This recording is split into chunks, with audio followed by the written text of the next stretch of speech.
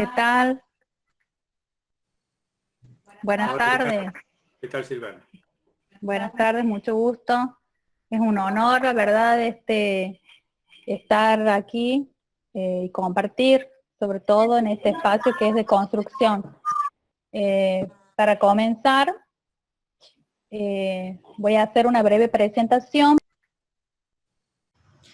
Pensar la teoría decolonial consideramos constituye el punto de partida para comenzar a transitar este proyecto denominado Ruta ESI. Es por ello que agradecemos profundamente el poder contar por primera vez para nuestra Universidad Nacional de Santiago del Estero con la presencia y disertación del doctor Ramón Grossfogel, sociólogo, autor y, por qué no, también militante de la teoría decolonial. Este pensamiento decolonial no solamente constituye una reflexión teórica, sino que también es una invitación y una orientación para la acción. Esto es crucial en estos momentos que estamos atravesando a nivel mundial, principalmente si consideramos recientemente lo que ha sucedido en el Estado argentino con respecto a la situación de las compañeras trabajadoras sexuales y la situación en general de las mujeres, en donde hoy por hoy seguimos siendo violentadas, discriminadas por etnia, raza, situación jurídica, ideología, identidad de género, discapacidad y demás. Desde la Universidad Nacional de Santiago del Estero, entonces, damos inicio hoy, jueves 11 de junio, a este ciclo de formación virtual de jornadas, seminarios y ateneos internacionales. En esta oportunidad, bajo la consigna Sexo, Raza, Género, Decolonialidad de la ESI desde la interseccionalidad. Si se encuentra presente el magíster Sergio Zamora, que es una persona que ha estado presente desde el primer momento con este proyecto y que apoya incondicionalmente todo lo que tiene que ver con la territorialización de la ESI. Si se encuentra presente, le cedo la palabra. Gracias, Silvana, te agradezco mucho. Realmente tus palabras muy claras. Y simplemente no quiero robar más tiempo al doctor Ramón Grossfogel. Quiero saludarle, hacerle llegar el saludo del rector de la Universidad Nacional y realmente es un honor tenerlo como disertante en este ciclo de conferencias de la Ruta ESI. Y nada más destacar el trabajo conjunto que venimos llevando, acompañado desde la Secretaría de Extensión del doctor Jorge López, con el cual trabajamos asiduamente en organizar y en actividades, en organizar actividades que tengan que ver con la educación sexual integral. Bueno, no quiero robarle más tiempo, doctor Ramón, así que quería nada más que saludarlo y agradecerle su presencia. Muchas gracias, secretario de Extensión del Rectorado de la Universidad de Santiago del Estero. Ramón, bienvenido. Junto con Silvana vamos a moderar este espacio, así que ya te cedemos la palabra directamente y ansiosas de escucharte. Disculpa, Enrique, si alguien necesita traducir, Jeremías está a disposición para la traducción del inglés. Muy buena, yo no necesito traducción, muchas gracias por la invitación. Para mí un honor estar aquí con ustedes y que me hayan invitado a este encuentro, ¿no? Este intercambio. No sé si el sonido se escucha bien, me dejan saber. Sí. Vale, entonces yo quisiera hacer una breve presentación sobre este tema de las múltiples opresiones. El tema de las múltiples opresiones es un tema que vienen trabajando las feministas negras desde hace ya mucho tiempo y ha sido nombrado de diferentes maneras. En un momento se usó múltiples opresiones, en otro momento se usó imbricación, en otros momentos más adelante se ha estado usando interseccionalidad. Pero la discusión tiene que ver con el tema de las opresiones, la multiplicidad de opresiones y cómo se articulan. Claro, hay un debate sobre eso. En gran medida, la idea de la multiplicidad de las opresiones va dirigida a superar los reduccionismos de algunas teorías. Reduccionismo, por ejemplo, de clase, en el caso del marxismo, que tiende a reducir todo a clase y de alguna manera deja de lado o reduce a clase otro tipo de opresiones, como opresiones de sexualidad, de género, opresión racial. Y la multiplicidad de opresiones no es casual que sean mujeres negras las que hayan, vamos a ponerlo así, comenzado a articular una teoría de la multiplicidad de las opresiones. Y digo que no es casual porque mujeres negras viven múltiples opresiones al mismo tiempo, simultáneamente. Entonces, en gran medida las teorías del feminismo negro, en un primer momento había un debate con las feministas blancas, porque las feministas blancas, de la misma manera que los marxistas reducen todo a clase, las feministas blancas reducen todo a género. Bien, entonces las feministas negras no se veían reflejadas en esa teoría, porque las feministas negras en sus propios cuerpos vivían una multiplicidad de opresiones que no se agotaban en la opresión de género. De la misma manera que frente a los marxistas, que decían que en última instancia lo que determina todo son las clases sociales y de alguna manera se saltaban otras formas de opresiones, las feministas negras, claro, no se sentían interpeladas por esas teorías porque no se veían sus experiencias como mujeres negras reflejadas en una teoría que solamente da cuenta de la experiencia de la explotación de clase.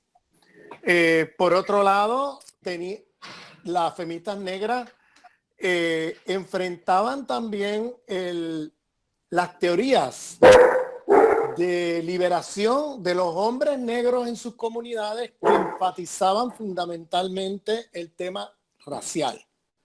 Y tampoco se veían reflejadas en una teoría que solamente diera cuenta de la opresión racial. Es decir, el feminismo negro se articula en un debate en tres frentes al mismo tiempo. Frente a los marxistas que reducen la experiencia de dominación y explotación a un tema de clase exclusivamente, y lo demás es epifenómeno, superestructura, secundario con relación a las clases sociales. En otro plano era un debate también con las feministas blancas que reducían todo a género, y claro, ellas como mujeres negras, su experiencia vivida no se reducía a una opresión de género, sino que se articulaba en la articulación de varias opresiones al mismo tiempo, y en un debate con los hombres negros que miraban fundamentalmente el tema racial y dejaban de lado otros temas, tema de dominación de género, o el debate también con ciertas teorías queer blancas que más bien enfatizan fundamentalmente en la dominación sexual, dejando de lado otras opresiones. No hay duda que cada teoría tiene que de alguna manera, cada teoría tiene unos énfasis. Pero el problema es que estas teorías no son solamente énfasis, son teorías que de alguna manera reducen el ámbito teórico a una sola de estas opresiones. Las mujeres negras, sobre todo feministas negras, que viven en la articulación de una multiplicidad de opresiones, se dieron a la tarea de construir una teoría que dé cuenta de su experiencia vivida. Para eso, tuvieron que acudir a producir una teoría que articulara la dominación de género, la dominación sexual, la dominación racial y la dominación de clase, todas ellas en una teoría que dé cuenta de la experiencia vivida de una mujer negra. Entonces, por eso digo, no es casual que estas teorías que articulan múltiples opresiones vengan de feministas negras.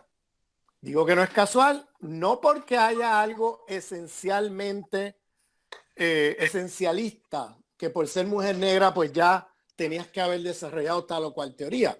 No lo estoy diciendo en ese sentido. Lo estoy diciendo en el sentido de que por la experiencia vivida y los tipos de problemáticas que ellas confrontan en el mundo moderno, pues se vieron en la obligación de tener que dar cuenta de una multiplicidad de opresiones de una manera urgente, por la propia situación de la experiencia vivida. Es decir, tenían una urgencia. No estoy diciendo que esencialistamente pues las mujeres negras por ser negras pues ya desarrollan tal o cual teoría. No estoy diciendo eso. Estoy diciendo que la inserción de una mujer negra en un mundo capitalista, moderno, patriarcal, etcétera, y occidentalocéntrico, es una experiencia muy particular y que les urge desarrollar una teoría que dé cuenta de su experiencia, porque las teorías que tienen alrededor son teorías que no dan cuenta de su experiencia vivida, tan sencillo como eso. Eso les vamos a ponerlo así, les impuso la urgencia de tratar de entenderse ellas mismas en relación a lo que ellas viven y por tanto empezar a ver que las teorías que tienen alrededor no son suficientes para dar cuenta de su propia experiencia. Y por eso es que nació, y no es casual que haya nacido de mujeres feministas negras, una teoría que dé cuenta de la multiplicidad de las opresiones. O sea, estoy un poco tratando de entender por qué nació allí en esa experiencia y no en otras. En Estados Unidos han habido debates entre mujeres negras, mujeres chicanas, que son mujeres de origen, son latinas de origen mexicano o mesoamericano. Y ahí se dieron una serie de diálogos y de conversaciones con las cuales se comienza a articular estas teorías de múltiples opresiones. En un inicio, las primeras mujeres que empezaron a desarrollar unas teorías de multiplicidad de opresiones fueron mujeres militantes de los Black Panthers en los Estados Unidos en los años 60, bien atrás en el tiempo. Ahora mismo en los medios académicos todos identificamos a Kimberly, se me escapa el apellido, ¿alguien me puede ayudar aquí? Kimberly, que es la que articula la teoría de la interseccionalidad, o sea, que usa este término, Crenshaw, Kimberly Crenshaw. Kimberly Crenshaw desarrolla esta teoría y su primer artículo es en 1991. Y tenemos que entender la intervención de Kimberly Crenshaw en su contexto. Porque Kimberly Crenshaw lo que intenta hacer es, ella está en estudios legales. Ella es una profesora de escuelas de derecho. Y ella lo que intenta hacer es, ante una corte en el campo jurídico de un Estado liberal occidental, cómo tú demuestras discriminación. En una corte de un Estado liberal occidental, para tú demostrar discriminación y discriminaciones múltiples, tú tienes que separar las opresiones. Tú no las puedes articular o enredarlas de manera compleja. Las tienes que separar.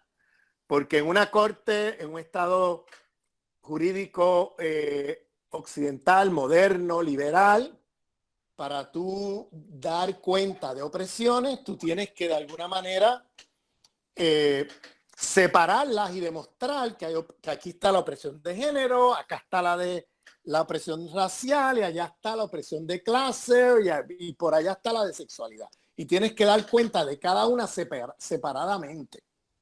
Pero ¿qué pasa? Una de las cosas que ha pasado es que si bien Kimberly Crenshaw no intentó hacer una teoría universal de la multiplicidad de las opresiones, Kimberly, lamentablemente, la lectura que mucha gente ha hecho es como si ella estuviera haciendo una teoría universal de la multiplicidad de las opresiones. Entonces, la teoría que ella desarrolla es de cara a cómo intervenir en una corte. Bien, no es una teoría de cara a cómo entender la realidad histórico-social. Bien, son dos niveles diferentes. Yo llamo la atención a esto porque se está repitiendo como un mantra la palabra y el concepto interseccionalidad sin entender bien los debates al interior del feminismo negro y sin entender bien analíticamente las discrepancias o diferencias, que no necesariamente son discrepancias, son más bien contextos distintos de intervención.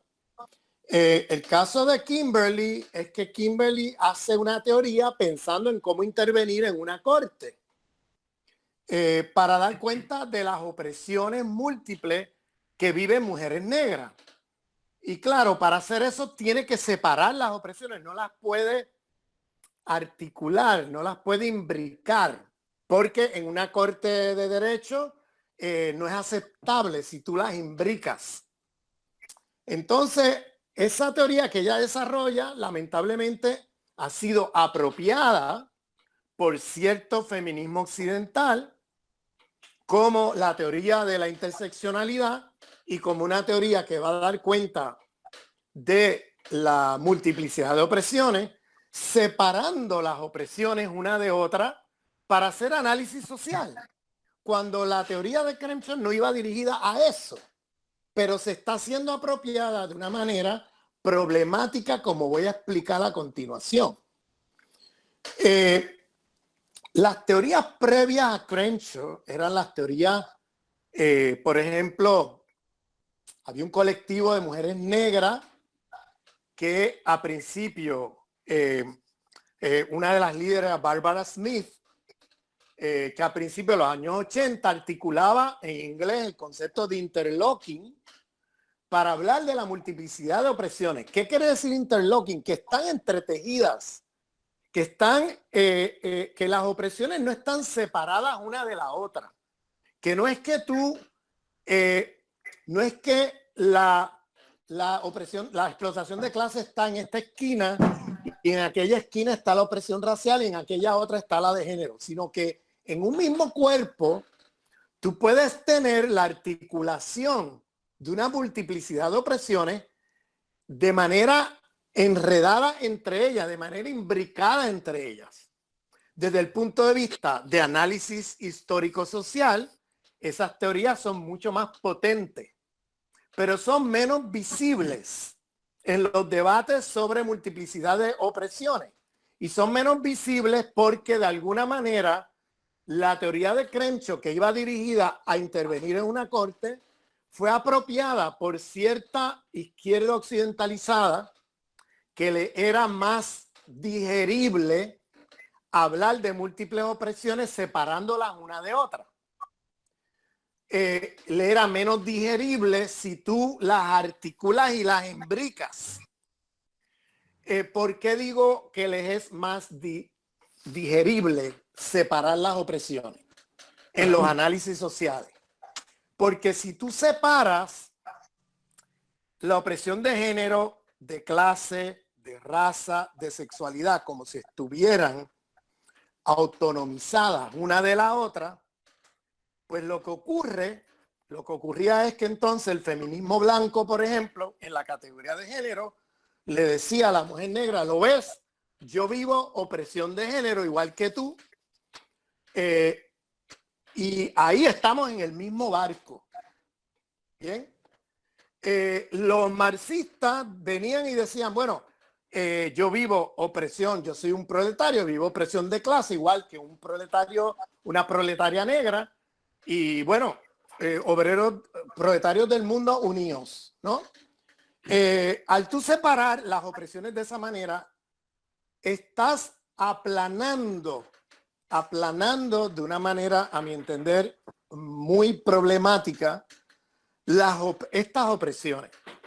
Porque entonces pones en un mismo barco y en un mismo nivel la opresión que pueda vivir un obrero o una obrera blanca con una obrera negra, o una mujer blanca clase media occidental con una mujer negra, en términos de género, ¿no? En términos sexuales, o en términos de clase, o en términos... Y la única excepción es raza. En raza, sí, ustedes viven algo que nosotros no vivimos. Pero en lo demás, estamos en el mismo territorio. Y claro, el argumento, si nos vamos a Angela Davis, a Barbara Smith, si nos vamos a las feministas negras de los años 60, 70, 80, el argumento de ellas era que si bien se podía vivir una opresión de clase, no se está teniendo la misma experiencia vivida. Porque la opresión de clase de un obrero clasificado racialmente como blanco se vive aminorada por los privilegios de blanquitud. Mientras que la opresión, la explotación de clase vivida por un obrero o obrera negra, está agravada por la dominación racial. De la misma manera que la dominación patriarcal que pueda vivir una mujer blanca está aminorada por su privilegio racial, y la opresión patriarcal que vive una mujer negra o indígena o no blanca está agravada, siendo igualmente opresión de género o sexual, está agravada por la opresión racial. Es decir, cuando tú empiezas a imbricar las opresiones y empiezas a ver cómo estas opresiones empiezan a trabajar enredadas entre sí, el panorama es mucho más complicado y complejo, porque ya no puedes aplanar la experiencia vivida de opresión patriarcal o de clase o sexual de personas blancas, no la puedes aplanar con la experiencia vivida de una persona negra o una persona indígena. Son experiencias vividas muy distintas, y eso distinto tiene que ver con la materialidad diferenciada de las opresiones. Cuando he dicho que en el caso de la opresión sexual, de clase o de género de una persona blanca se vive aminorada o mitigada por el privilegio racial, ¿a qué me refiero por el mitigado o aminorado? Y cuando digo que una opresión de clase, sexual o de género se vive agravado por la opresión racial, ¿qué quiere decir agravado y mitigado? Eso tiene que ver con la materialidad de las opresiones. En la zona de aquellos sujetos que son considerados humanos o hiperhumanizados, la manera como el sistema gestiona los conflictos sociales es a través de mecanismos o métodos de regulación y emancipación. ¿A qué me refiero por regulación, emancipación? Regulación, código de derechos. Es decir, hay un reconocimiento en los oprimidos, en ese mundo de los sujetos que son clasificados como blancos, que es un mundo muy heterogéneo y muy conflictivo, porque hay conflictos de clase, porque hay conflictos de género, porque hay conflictos de sexualidad, porque hay un montón de conflictos ahí. Eso no es un lugar homogéneo. Pero lo que tienen en común todos los sujetos dentro de ese espacio es que viven privilegio racial. Y ese privilegio racial tiene que ver todo con la materialidad de la dominación. Si usted vive explotación de clase o dominación de género y usted tiene reconocimiento a cierto código de derechos, a derechos humanos, derechos civiles, derechos sociales, derechos constitucionales, derechos de la mujer, derechos laborales, etcétera, ¿no? Y usted tiene un reconocimiento a discurso emancipatorio, reclamo de igualdad, reclamo de autonomía, reclamo de libertad, reclamo de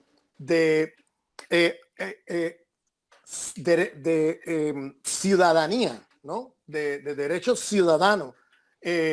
Usted entonces vive las opresiones mitigadas por el acceso a una materialidad de dominación que es fundamentalmente pacífica, con momentos excepcionales de violencia. No es que no haya violencia, pero la violencia se vive más como excepción que como constante.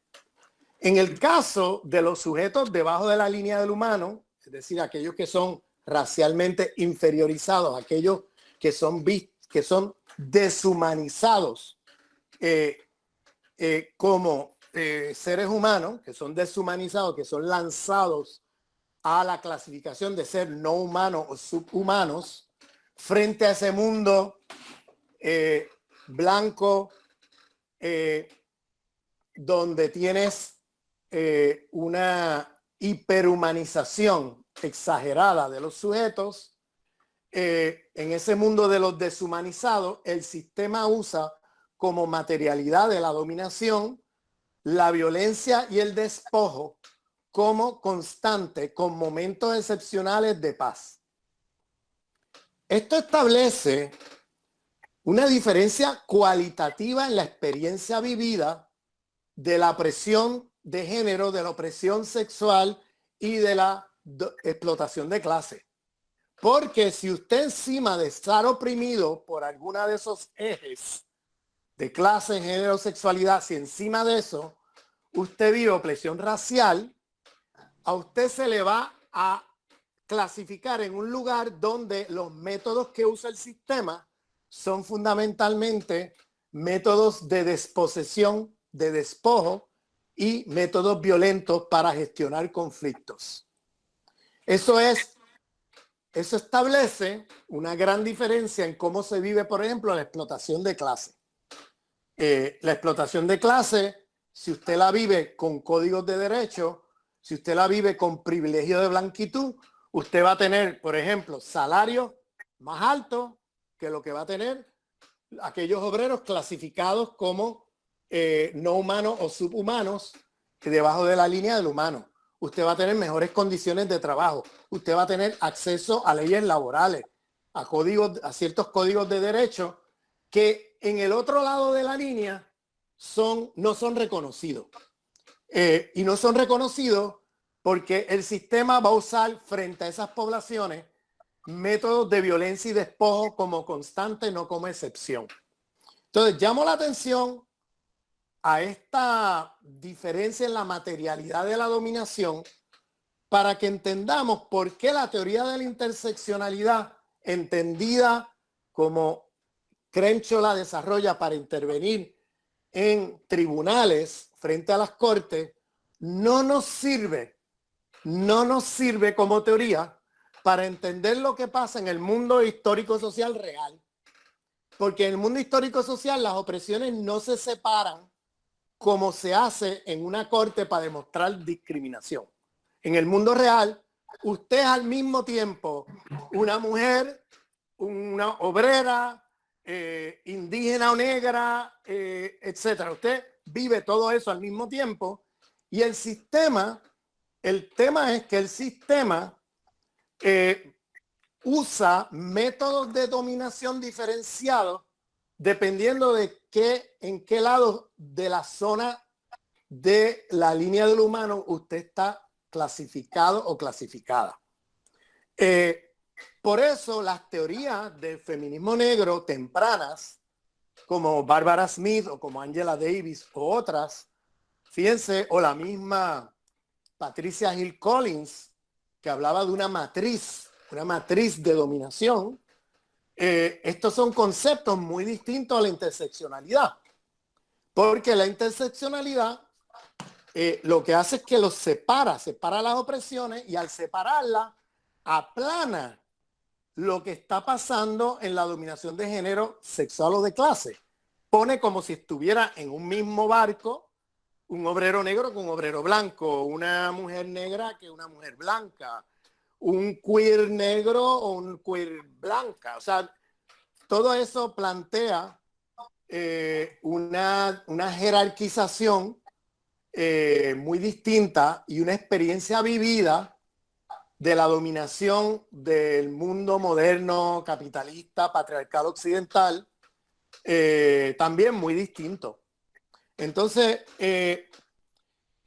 parte de lo que ha pasado es que el concepto de interseccionalidad, como es más digerible por las perspectivas del feminismo blanco, el marxismo y cierto marxismo eurocéntrico, o sea, de todo esto hay que también hacer distinciones porque no todo el feminismo blanco sigue esa pauta, pero es la gran mayoría del feminismo blanco, la gran mayoría del marxismo eurocéntrico sigue este tipo de teoría de interseccionalidad tal como la articula Crenshaw. Entonces, dentro del feminismo negro no hay un ataque contra Crenshaw. ¿Por qué? Porque Crenshaw nunca tuvo pretensión de universalizar su teoría y negar las contribuciones que hicieron las feministas antes que ella. Al contrario, ella estaba pensando desde esas contribuciones, ¿cómo le hago para con esta teoría de la multiplicidad de las opresiones, de la matriz de dominación de Patricia Hill Collins o del interlocking, de la imbricación de opresiones de Barbara Smith o de la multiplicidad de opresiones de Angela Davis? ¿Cómo le hago para yo intervenir en el plano jurídico de los tribunales? Entonces, lamentablemente ha habido en estos debates un aplanamiento donde ahora todo el mundo es interseccional, todo el mundo celebra la interseccionalidad y todo eso, pero sin mirar con cuidado el contenido de lo que estamos queriendo decir. Esa teoría de la interseccionalidad que ahora se ha universalizado, donde separa de manera autónoma las opresiones, para mí tiene una matriz muy weberiana. Weberiana en el sentido de las ciencias sociales, Max Weber. Si se recuerdan, la manera como Max Weber resolvía el reduccionismo de clase de cierto marxismo era autonomizando las lógicas de dominación. Es decir, separándolas como si fueran esferas de la realidad autónomas unas de otras. Eso lo podemos ver hoy en los discípulos de Weber.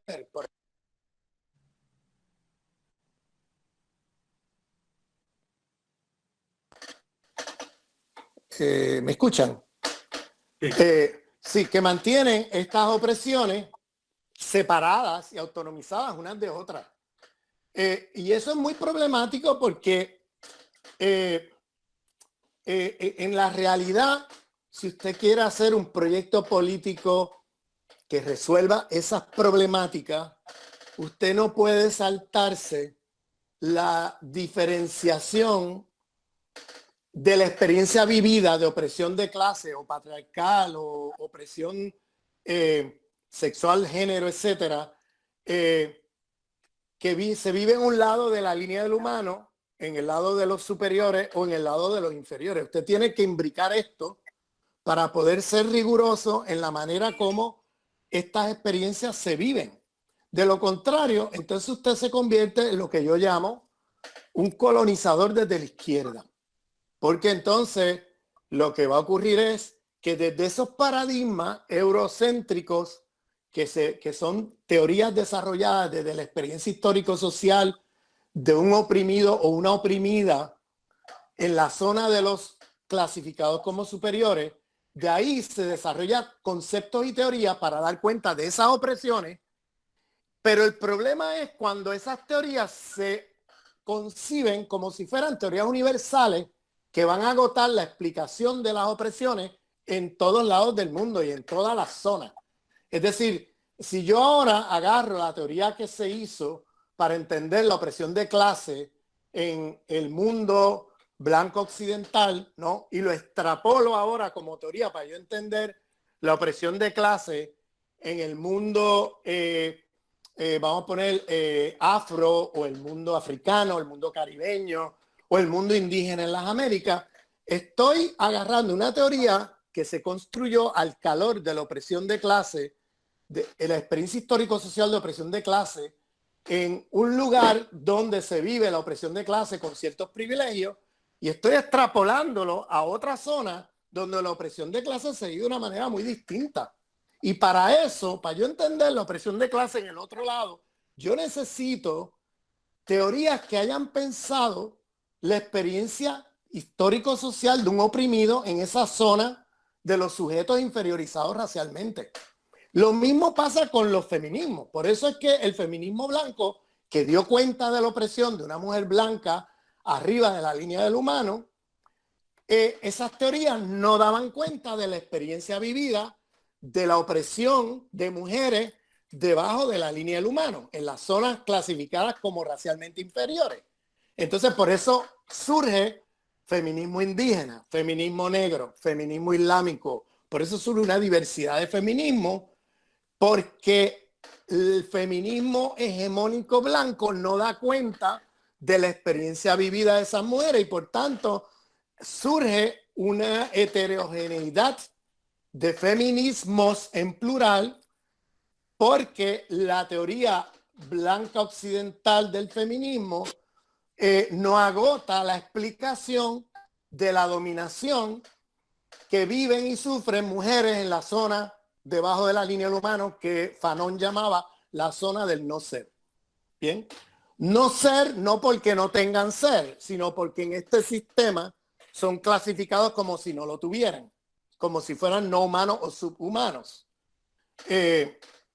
Por tanto, hago este recuento porque esto también tiene consecuencias políticas.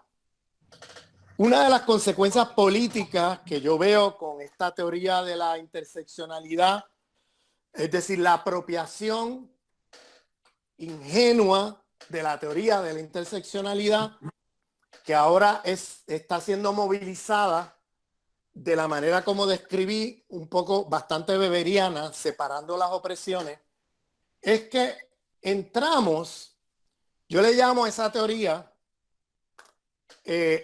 una teoría, perdónenme un segundo, una teoría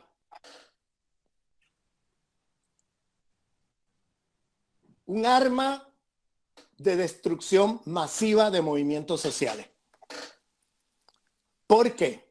Si ustedes se fijan, donde quiera que ha entrado esta teoría de interseccionalidad, separando las opresiones, donde quiera que entra, se convierte lamentablemente en un arma de destrucción masiva de movimientos sociales, porque inmediatamente, al separar las opresiones de esa manera, eso lleva a lo que yo llamo las Olimpiadas de las opresiones.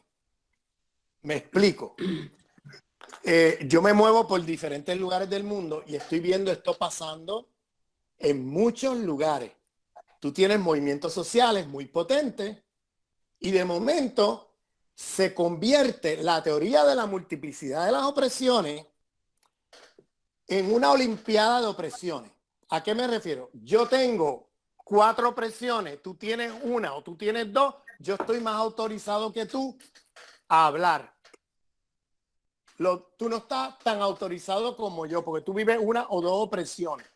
Entonces se convierte en olimpiada de opresiones. ¿Quién tiene más opresiones? Se convierte en políticas identitarias que te lleva a la lógica de sálvese el que pueda. Es decir, el feminismo negro siempre habló de la multiplicidad de las opresiones como un mecanismo, no solamente de dar cuenta de la experiencia vivida de las mujeres negras, sino también como un mecanismo de tirar puentes hacia diferentes sectores oprimidos con los cuales se puede establecer coaliciones, alianzas políticas más amplias.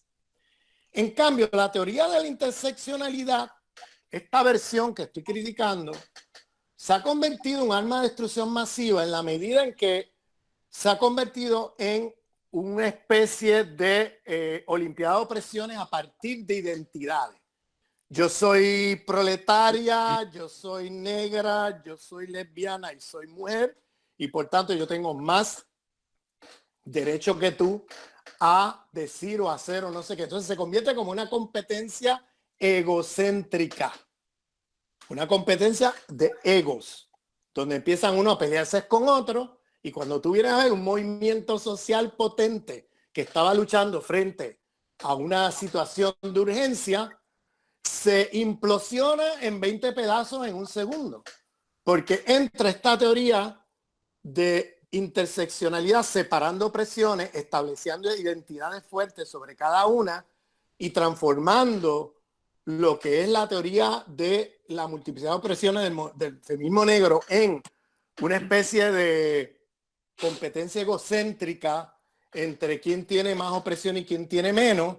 Y cuando abren los ojos, estamos en una pelea egocéntrica dentro de los mismos sectores que sufren dominación y que están en una coalición para enfrentar X o Y dominación, y de momento están implosionándose porque esta teoría en particular que he descrito y que no quiero que llamar la teoría de Crenshaw, porque Crenshaw nunca pretendió hacer de su teoría una teoría universal, ni tampoco pretendió hacer de su teoría un mecanismo de políticas identitarias de olimpiada de opresiones, bien, sino esta apropiación que se ha hecho de esta teoría para unos fines muy particulares, sobre todo cierto feminismo eurocéntrico, cierto marxismo eurocéntrico, ciertas teorías queer blancas occidentales que se han apropiado de esto de una manera, a mi entender, bastante perversa. Y claro, lo que ocurre es que los mismos sujetos dominados, que están en el lado de la línea de los deshumanizados, muchas veces también internalizan teorías producidas por el mundo blanco, en este caso por el mundo blanco de izquierda. Las internalizan y claro, participan de la reproducción de este tipo de teoría que no tiene nada que ver con el contenido ni los propósitos de lo que ha sido históricamente el feminismo negro. Entonces, llamo la atención a esto porque, bueno, analíticamente, esta teoría del feminismo negro es muy potente porque invita a hacer un análisis fino acerca de cómo se viven las diversas opresiones de manera diferenciada de acuerdo a la materialidad de la dominación. Y hace que nos permita tener análisis fino, análisis riguroso, distinguiendo con mucha precisión lo que puede ser la dominación de género en un mundo versus otro mundo y cómo pueden ser experiencias vividas muy diferentes. De la misma manera la opresión de clase, es decir, analíticamente estas teorías son muy potentes, muy importantes y es lamentable que se hayan desvirtuado de esta manera, imprimiéndole allí una matriz weberiana por intentar salir del reduccionismo marxista se puso allí una matriz weberiana que no tiene nada que ver con lo que articularon teóricamente las feministas negras de los años 60, 70 y 80.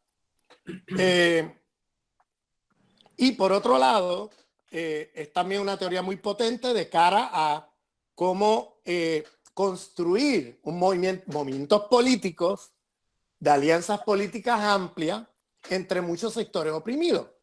Pero siempre y cuando se respete esta diferencia entre las opresiones vividas en el mundo de la zona del no ser o las opresiones vividas en el mundo de la zona del ser. Siempre y cuando eso se respete y se reconozca, pues se pueden construir alianzas políticas muy potentes entre los sectores oprimidos en la zona del ser y los sectores oprimidos en la zona del no ser. Lo que no se puede es extrapolar colonialmente las teorías, los conceptos y las estrategias de liberación que se han pensado para sujetos oprimidos como sujetos blancos, extrapolarlos mecánicamente a el mundo de los sujetos también oprimidos, pero agravados por la opresión racial. Pongo otro ejemplo.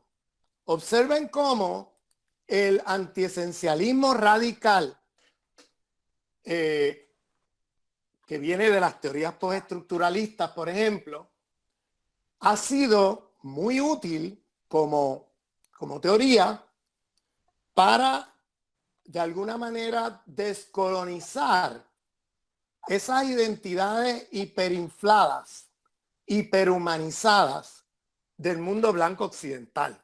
Es decir, se moviliza el antiesencialismo radical frente a identidades que se piensan como superiores racialmente, como superiores epistémicamente, como superiores estéticamente. Es decir, las identidades en este mundo racial, ¿no?, de capitalismo racial, las identidades del mundo blanco siempre han estado muy infladas como superiores. Identidades nacionales, identidades raciales, identidades teóricas, identidades... Todo lo que viene de ese mundo se piensa siempre con un complejo de superioridad. De alguna manera ahí hay que hacer mucho antiesencialismo radical para desinflar identidades que están artificialmente infladas. Y hay que hacer con alfiler a una, no sé cómo le llaman ustedes, un globo, ¿no?, inflado, ¡puf!, desinflarlo para ponerlo en su sitio, para que no siga pensándose como si fuera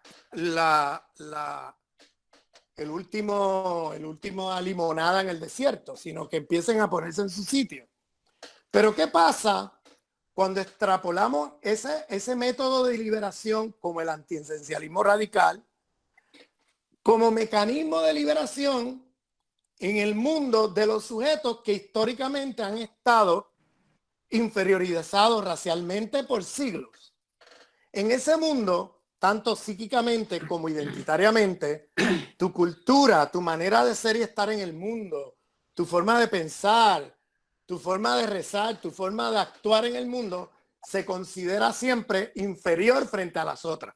Y ahí hay un complejo de inferioridad muy fuerte. ¿Qué pasa si de momento empezamos a usar los métodos de liberación del antiesencialismo radical en un mundo donde las identidades, los conocimientos, no es que estén hiperinflados, es que están totalmente desinflados? Y si tú empiezas a desesencializarlo todo en ese mundo, no le das oportunidad a ese mundo de reconstruirse. Es decir, de elevar su autoestima, no tener ningún complejo con su identidad, con su historia, con su pensamiento, con su cultura. Ese mundo necesita mucho esencialismo estratégico para reconstruirse. Y cuando usamos estos métodos que se han usado históricamente en el mundo blanco occidental, que son métodos útiles en ese mundo, pero los extrapolamos al otro, nos convertimos en colonizadores de izquierda. Porque en el momento en que ese mundo comienza a hablar, les callamos la boca metiéndole la etiqueta de esencialista. Y entonces metemos la etiqueta allí y claro, cuando ese mundo ha estado silenciado, ha estado inferiorizado por tanto tiempo, tiene que pasar por un proceso de reconstrucción donde si tú empiezas por usar el antiesencialismo radical como mecanismo inmediato de enfrentar las teorías que ellos estén desarrollando, inmediatamente te conviertes en un colonizador de izquierda, porque lo estás contribuyendo a que ese mundo nunca pueda levantarse, sino que estás contribuyendo a que se quede machacado donde ha estado siempre, silenciado siempre, porque cuando abre la boca ya dice que es esencialista y le callas la boca sin tomarte el tiempo de escuchar, de tratar de entender qué es lo que se está haciendo en ese mundo, pues es muy problemático. Entonces pongo el ejemplo simplemente para decir que no es solamente que las teorías para dar cuenta de estos mundos diferenciados requieren de teorías diferentes, sino que también las propias estrategias de liberación van a ser también distintas. Pongo otro ejemplo. Uno de los grandes debates del feminismo negro, por ejemplo, en Estados Unidos, frente al feminismo blanco, es que las feministas blancas, al tomar el concepto de género como el concepto casi exclusivo, pues ven en el hombre su enemigo principal. Entonces, ¿qué pasa? En comunidades negras, el feminismo blanco iba a decirle a las mujeres negras que su enemigo, de acuerdo a ese esquema teórico donde el tema central es género, su enemigo es el hombre negro que tiene al lado. ¿Bien? Las feministas negras siempre le respondían a las feministas blancas: ustedes se equivocan porque este hombre negro que tengo aquí al lado está, perdonando la expresión, jodido por el sistema de dominación racial y de clase que sufre. Tenemos la mayor parte de nuestros jóvenes y nuestros maridos en las cárceles con el sistema, el complejo prisionero industrial. O sea, este no es nuestro enemigo. Nuestro enemigo es, en todo caso, el hombre que ustedes tienen al lado, que es el que tiene la dominación racial y el poder en esta sociedad. Entonces, ustedes lo que están haciendo es ocultando y haciendo el trabajo para que ese hombre blanco capitalista occidental, esa élite, siga en el poder, porque si nosotros nos dedicamos ahora a hacer una guerra civil contra los hombres de nuestra comunidad, sí, tenemos contradicciones con ellos. Tenemos que trabajar el tema de dominación de género, sexual, etcétera, en nuestras comunidades, pero no es nuestro enemigo. No son nuestros enemigos. Tenemos que hacer ese trabajo, ¿para qué? Para poder hacer coaliciones como comunidad frente al enemigo principal. Entonces, ahí les pongo este ejemplo también un poco para que vean las consecuencias, no solamente teóricas, sino políticas. Entonces, claro, como ellas están viviendo múltiples opresiones, a ellas no les es suficiente con que tú le digas que el problema es de género y por tanto tu enemigo es el hombre negro que tienes al lado. Ella dice, no, perdóname, nosotros además vivimos opresión racial y este que yo tengo al lado es el objeto de la represión brutal de la policía en este país. Entonces yo no puedo permitir que ustedes, mujeres blancas, me vengan a decir a mí que ese es mi enemigo. O sea, no, perdóname, el enemigo principal no son estos hombres negros jodidos en estas comunidades. El enemigo principal en todo caso está en esas élites blancas capitalistas occidentales que ustedes, al llamarnos la atención a nosotras de pelear contra el hombre negro, ustedes en la práctica están de alguna manera contribuyendo a que nuestra lucha no se enfoque hacia los verdaderos opresores de nuestras comunidades. Entonces ahí hay un desencuentro fuerte porque en el feminismo, por ejemplo, la feminista negra más importante del mundo viva es Angela Davis. Y la prioridad de Angela Davis es que la liberación de los hombres negros del complejo prisionero industrial. Esa es la prioridad de la feminista negra más importante del mundo. por las consecuencias que tiene el que la mitad de los hombres de una comunidad estén presos sobre las mujeres negras. Entonces, ese debate es un debate muy tenso, porque claro, las mujeres blancas, al privilegiar género y poner de lado o secundariamente estos otros ejes, pues no logra dar cuenta de la experiencia de vida de mujeres negras y del tipo de política de liberación que se tiene que construir desde ese otro espacio. Entonces ahí es donde yo digo que cuando empiezas a extrapolar las teorías de la zona del ser, de la experiencia histórico-social de un oprimido en ese mundo blanco occidental, y las extrapolas al otro mundo, te conviertes en un colonizador de izquierda, porque no estás dando cuenta de la experiencia histórico-social de opresión particular que se vive allí, y además no estás reconociendo las teorías que se han construido desde allí para dar cuenta de su propia liberación, sino que te la estás cargando. Estás diciéndole a esa gente, tú quieres entender tu opresión, léeme a mí, yo mujer blanca, o léeme a mí, yo hombre blanco, o léeme a mí, no tienes que leer lo que han hecho teóricos de tus comunidades. Lo que tienes que hacer es leer el pensamiento occidentalocéntrico, eurocéntrico para dar cuenta de eso. Entonces, ahí es donde, bueno, un poco lancé esta discusión porque creo, por lo que he visto, lo poco que conozco, que hay una gran confusión de estos debates en muchos lugares del mundo, pero sobre todo en la Argentina. Y se están manejando categorías con un cierto sentido común, ligero, ¿no? Sin ver con detenimiento el contenido de las categorías, el uso analítico de esas categorías, de dónde vienen, en qué contexto se produjeron. Y bueno, me detengo aquí para abrirlo a debate. Estoy seguro que habrá debate.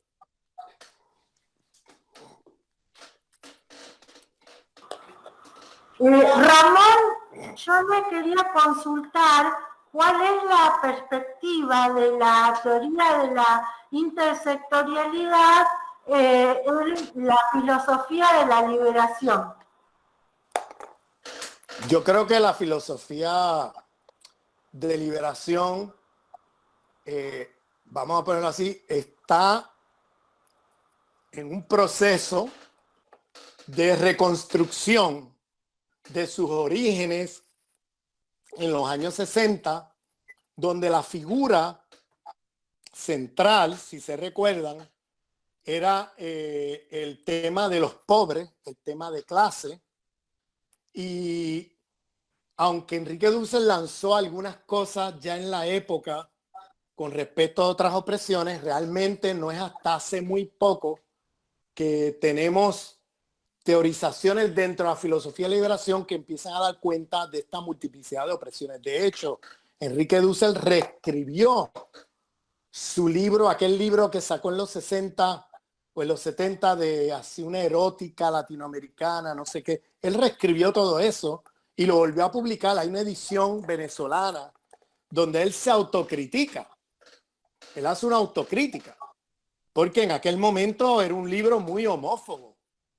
Y Enrique Dussel saca una nueva edición de ese libro, modificando todo, aceptando las críticas que le hizo Ofelia Schulte, y modificando el texto. Eso lo consiguen online, creo que está en su página de web. Es el libro de la erótica latinoamericana que publicó El perro y la rana en Venezuela. Ese libro, en el PDF lo pueden googlear y lo consiguen. Pero esa es una versión muy diferente a la que él publicó en los años 70.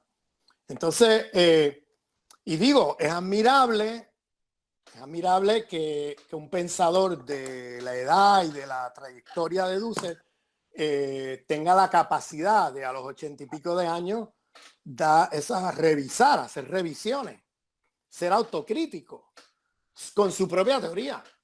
Y digo eso porque eso es muy raro.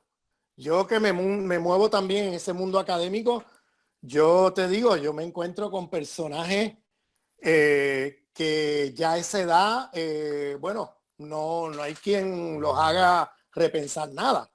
En cambio, yo admiro mucho a Enrique Dussel porque es un tipo que sigue escuchando, no importa de dónde venga la crítica, él la analiza, la piensa, se la toma en serio y cuando ve que tiene que modificar, modifica.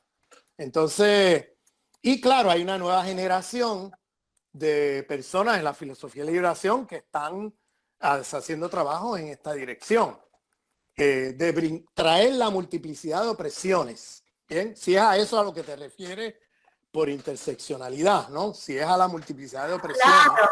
Sí, Sí, bueno, a pues. eso me refería, porque, o sea, ahora en la actualidad los teóricos de la liberación abordan estas múltiples opresiones.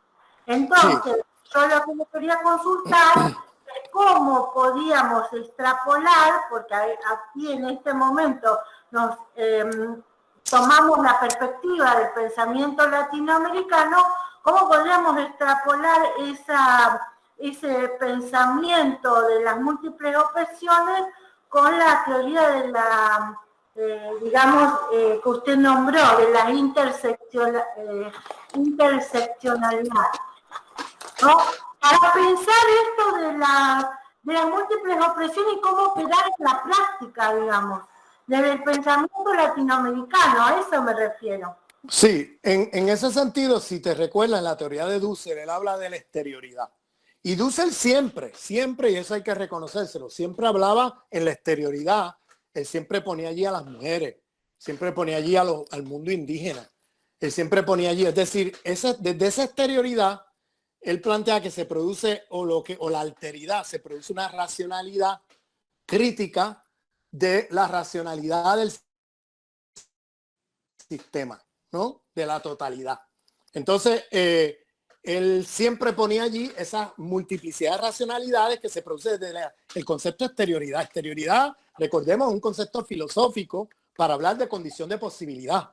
Bien, no está hablando de una exterioridad geográfica, sino que está hablando de una exterioridad en las relaciones de dominación. Entonces, está hablando de cómo desde esa exterioridad se va a producir una racionalidad enfrentada a la racionalidad o la irracionalidad del sistema, desde la cual entonces podremos construir un sistema más allá de este sistema, que es lo que llama un mundo transmoderno, un mundo rico en términos de la diversidad epistémica, de esa exterioridad, y desde allí construir entonces pluriversos de sentido que nos lleven más allá a ese uni-versalismo que este sistema ha privilegiado, que no es otra cosa. Ese uni significa uno que define para usted qué es verdad, qué es realidad y qué es lo mejor para usted. Y siempre eso está en la mano de los hombres occidentales. Y en la mano de hombres occidentales cómo se construye esta teoría del sistema, o esa racionalidad irracional del sistema.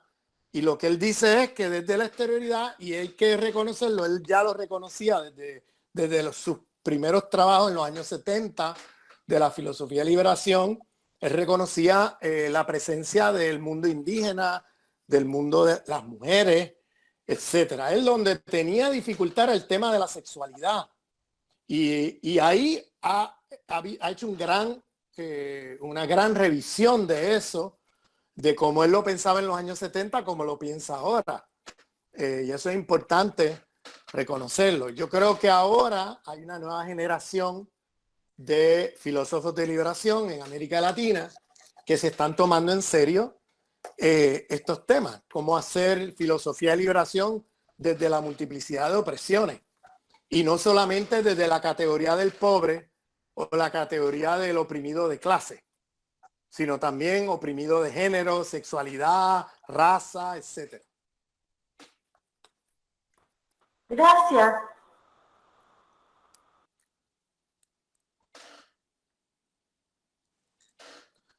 Ahí hay gente escribiendo notas, pero podrían hablar, entrar y decir su pregunta directamente en el micrófono. Sí, por ejemplo, Diego tenía una pregunta. No sé si puede escuchar, Diego. Luego Verónica Tejerina.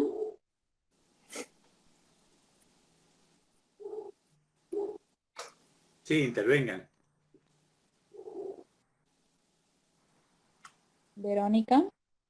Tienen que poner el micrófono porque no se oye. Tienen que activar el micrófono.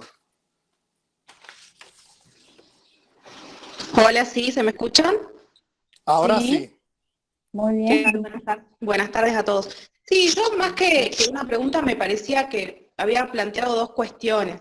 Por un lado, con respecto a la reducción, ¿no? Me parecía reduccionista justamente plantear que el marxismo, de hecho yo me considero feminista, marxista y socialista, y plantear que las feministas de este sector solo miramos la cuestión de clase, me parece reduccionista y también un tanto desacertado, en el sentido de que no solamente observamos la cuestión de clase, en donde podemos ver la explotación, sino también la cuestión de género, donde se puede ver la opresión y a su vez, desde ya, entendiendo que la opresión que se puede vivir, por ejemplo, las negras, o en nuestro caso yo soy de Salta, entonces por ahí la cuestión de los pueblos originarios la tengo más cerca que la cuestión negra, también la vemos y la entendemos incluso desde su perspectiva, tratando de respetar esa perspectiva, hay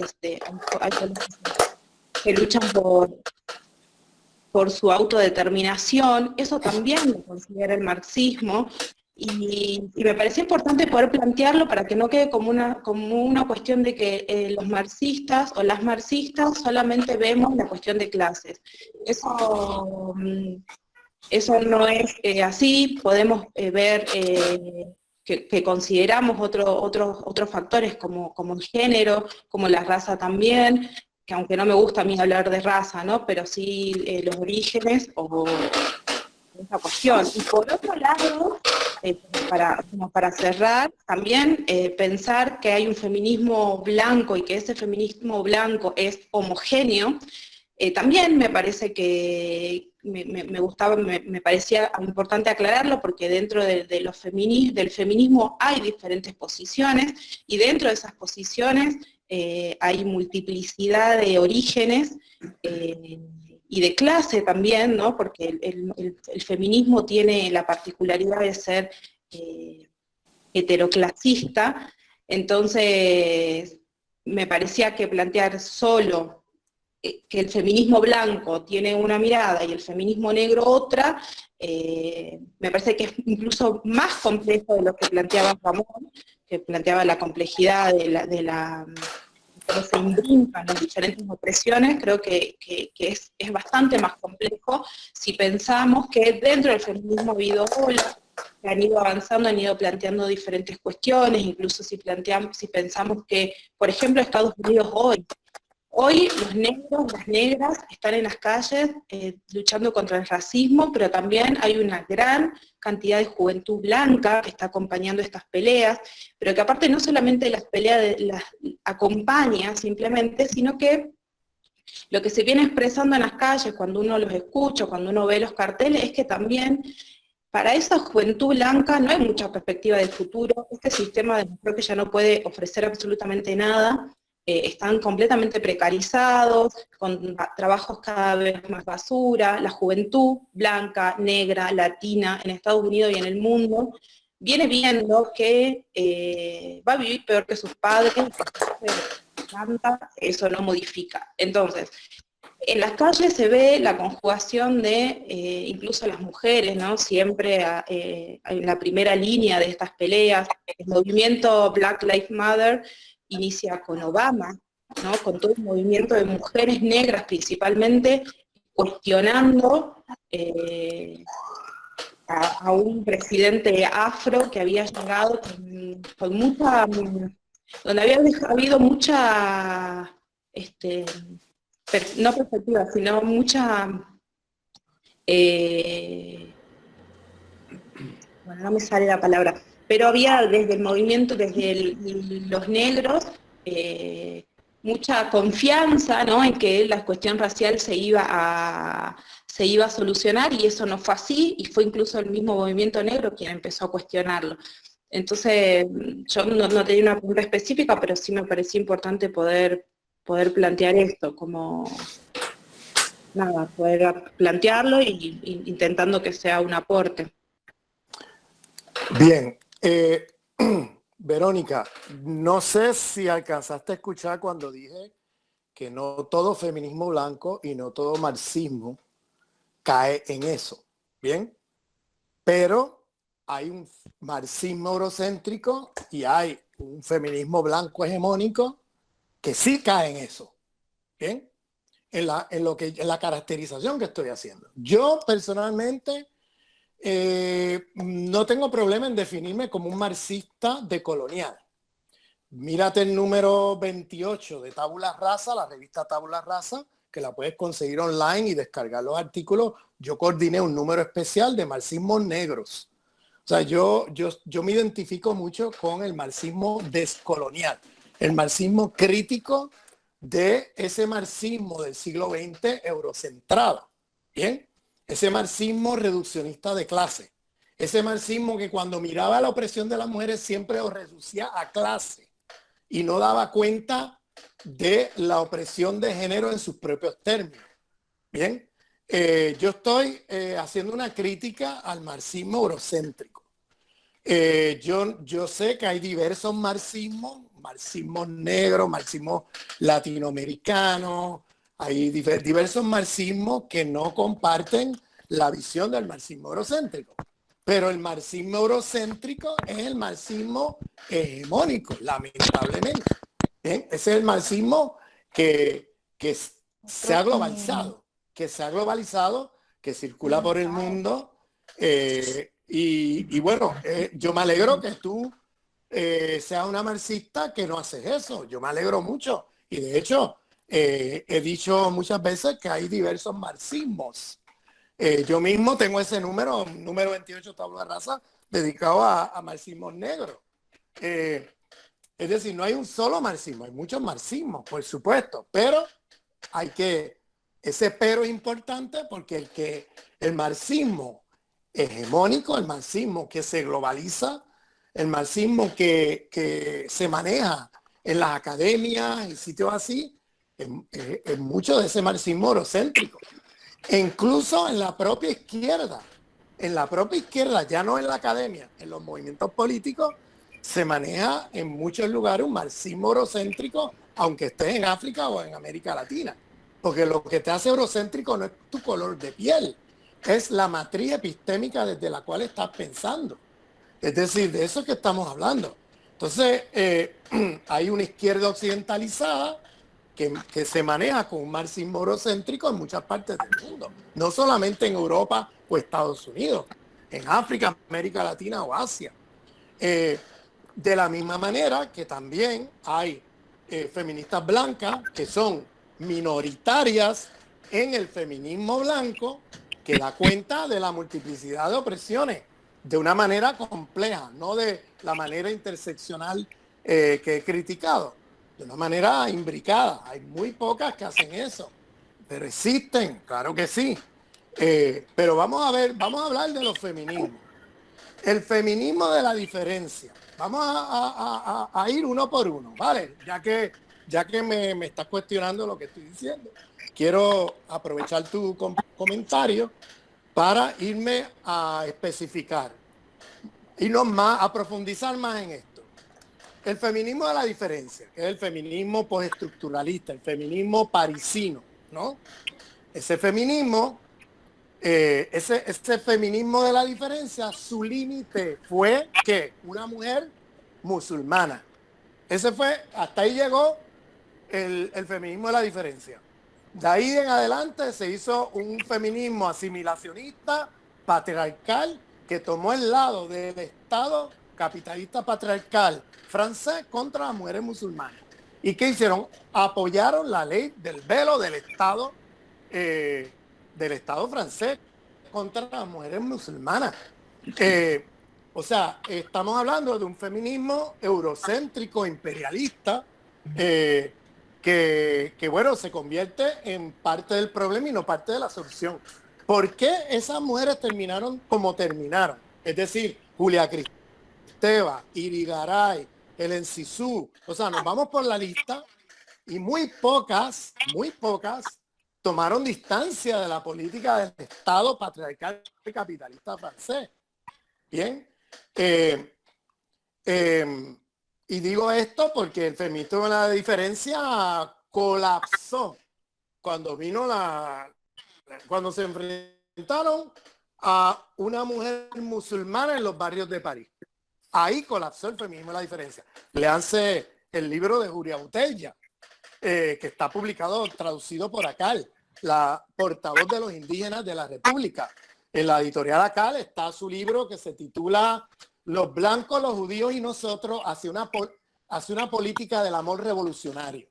Eso está publicado por la editorial ACAL. Y esa Julia es una mujer musulmana de los barrios de París, líder del Partido de los Indígenas de la República, un partido decolonial que ha enfrentado este tipo de feminismo hegemónico blanco francés. Vamos a ver el feminismo de la igualdad. Feminismo de la igualdad igualmente colapsa cuando se trata de la igualdad de una mujer negra, una mujer latina. Ahí colapsa el feminismo de la igualdad.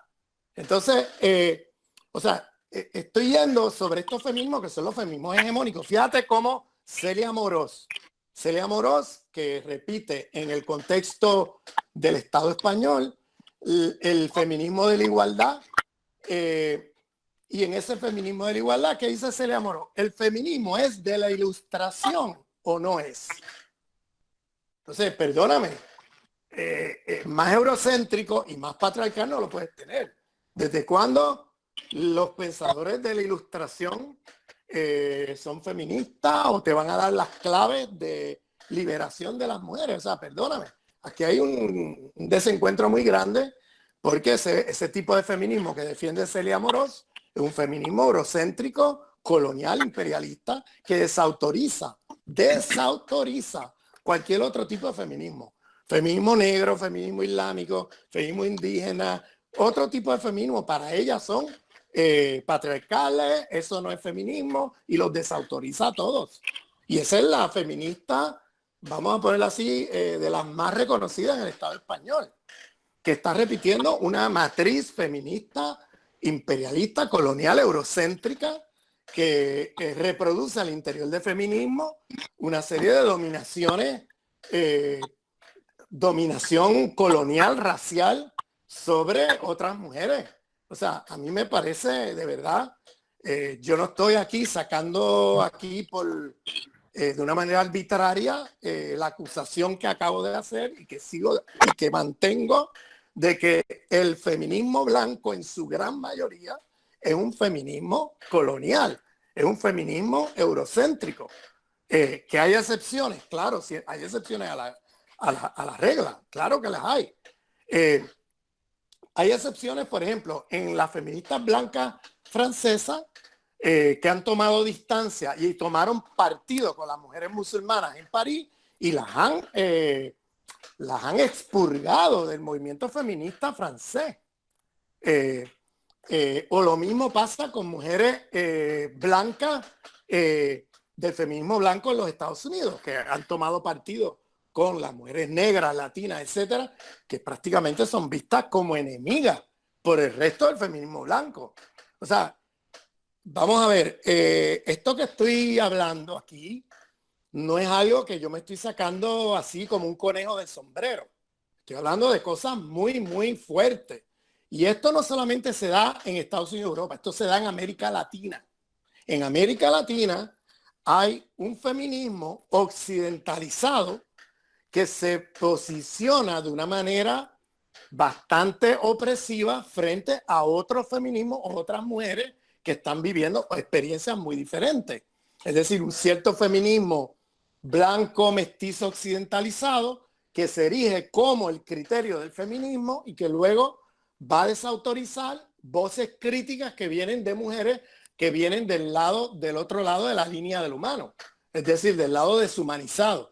Es decir, estos conflictos que estamos hablando aquí ahora son conflictos también en América Latina. No es solamente en Estados Unidos, no es solamente en Europa. Esto se reproduce al interior de los feminismos latinoamericanos, donde tiene una jerarquización de feminismo, de los feminismos más eurocentrados, más occidentalizados, de cuerpos de mujeres más occidentales, más clase media, definiendo las pautas de las demás mujeres y de los otros feminismos.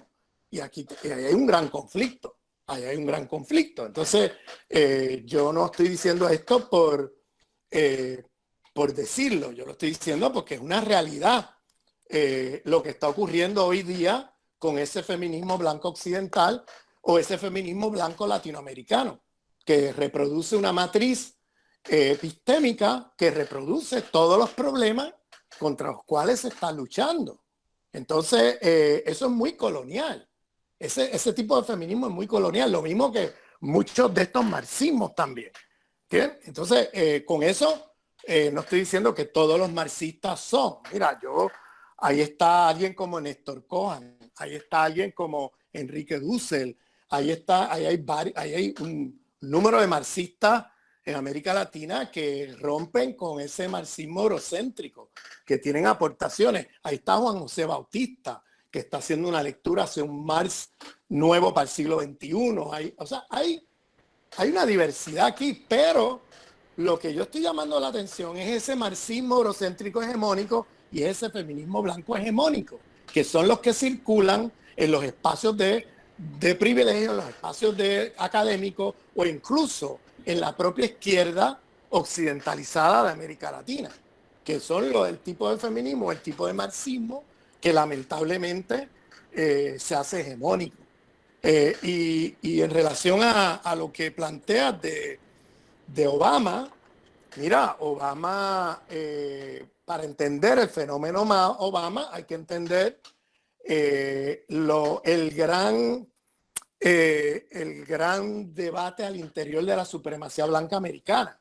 La supremacía blanca americana tiene una fuerte disputa en su interior entre la versión de la supremacía blanca que dice let's make white America great again, o sea, vamos a hacer a los blancos americanos grandes otra vez, que es el lema de Trump, que es volver al apartheid abierto y sin disimulo de los años 50 hacia atrás, y la supremacía blanca de rostro liberal multicultural, que es el que genera nuevas formas de apartheid, es decir, nuevas formas de seguir haciendo lo mismo, lo que yo llamo un neo-apartheid. Y una parte de la supremacía blanca con el rostro liberal multicultural pasa por unas nuevas formas de apartheid, donde ahora tú le das un rostro multicultural al Estado supremacista blanco imperial estadounidense, poniendo allí un ministro de color de piel negra o de color de piel oscura, un latino, etcétera, y hasta un presidente. Para no cambiar nada. Es decir, las poblaciones que están representadas por esa gente están en el mismo sitio o peor que antes.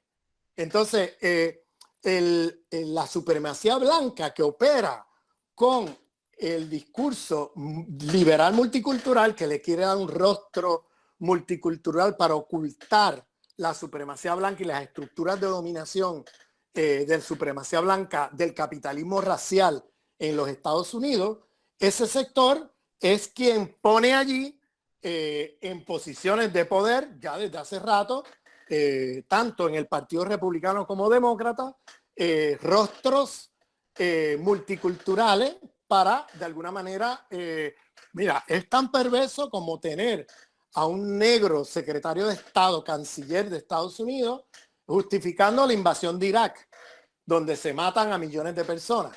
Ya no es un blanco haciendo eso, pones un negro que va a las Naciones Unidas a defender eso. O tienes un latino, Alberto González, en el secretario de Justicia, que pasa las leyes de tortura en Abu Ghraib.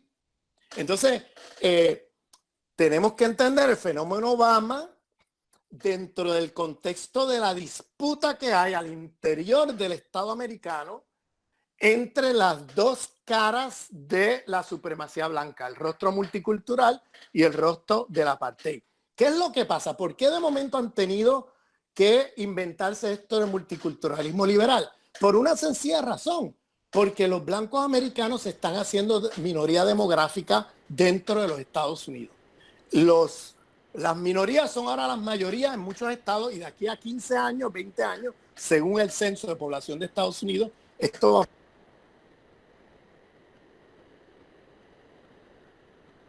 esperado. Por un lado tenemos el grito desesperado de los supremacistas blancos a la Trump, que quieren volver a los mecanismos de apartheid y poner una muralla para que las poblaciones latinas no crezcan, ya que son de las minorías, son las que más crecen, y tratar de detener el cambio demográfico, cosa que es imposible de lograr. Y por otro lado, tienes la estrategia de la supremacía blanca, que mantiene el poder blanco, pero con un rostro multicultural en la parte alta de las élites de la administración del Estado. Fíjate que Obama estaba ¿dónde? En la Casa Blanca. Obama ocupó la Casa Blanca. La casa nunca dejó de ser blanca. No ocupó la Casa Negra, él ocupó la Casa Blanca. Él está ocupando un estado que ya está estructurado con dominación y privilegio blanco sobre el resto de las poblaciones. Entonces, ¿qué pasa? El reto del cambio demográfico hace que tengan que enfrentar este reto, y tienes por un lado el grupo Trump, que busca volver a los años 50 y mantener a todas esas poblaciones en una forma de apartheid abierto, oprimidas y debajo del mundo blanco, y tienes el otro lado, que es supremacía blanca con un rostro multicultural, donde tienes la diversidad de caras a nivel de la administración del Estado, pero también tienes el encarcelamiento masivo de millones y millones de jóvenes negros y latinos.